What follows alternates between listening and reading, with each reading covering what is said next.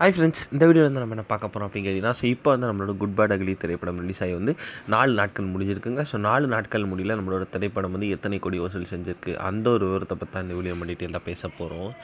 இப்போ வந்து தமிழ் சினிமாவில் ஒரு உச்ச நட்சத்திரமாக இருக்கிறது தான் நம்மளோட தல அஜித். இப்போ வந்து அவரோட நடிப்பில் இந்த ஆண்டு ரிலீஸ் ஆன திரைப்படம் விடாமுயற்சி. ஆனால் வந்து இந்த திரைப்படம் வந்து அந்தளவுக்கு சரியாக போகலை அப்படின்னு சொல்லலாம். ரசிகர்கள் ரொம்ப பெருசாக எதிர்பார்த்துட்டு இந்த திரைப்படத்துக்கு போனாங்க. ஆனால் வந்து இந்த திரைப்படத்துக்கான ரசிகர்களுக்கு மிஞ்சிய அது ஏமாற்றம் மட்டும் அப்படின்னு சொல்லலாம். அடுத்ததான் வந்து நம்மளோட ஆதிக் ரவிச்சந்திரன் இயக்கத்தில் ஓஜி ஃபேன் பை சமமான குட் பேட் அக்லி திரைப்படம் வந்து ஏப்ரல் 10 ரிலீஸ் ஆயிருந்துச்சு. இந்த திரைப்படம் வந்து ரொம்ப பெரிய ஒரு எக்ஸ்பெக்டேஷன்ஸ்லேயே ரிலீஸ் ஆச்சு அப்படின்னு சொல்லலாம். அந்த ஒரு எக்ஸ்பெக்டேஷன்ஸ் வந்து பூர்த்தி பண்ணுற விதமாக வந்து ஒரு படம் வந்து ரொம்ப ரொம்ப சூப்பராக இருந்துச்சு அப்படின்னே சொல்லலாம்.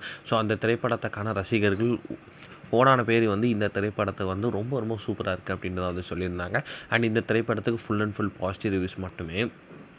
இப்போ வந்து நம்மளோட குட் பேட் அக்லி திரைப்படம் வந்து 4 நாட்கள் முடியல கிட்டத்தட்ட வந்து 160 கோடி வரைக்கும் கலெக்ட் பண்ணியிருக்கேன் அப்படின்ட்டு இப்போ இந்த அஃபிஷியல் நியூஸ் வந்து இருக்குங்க.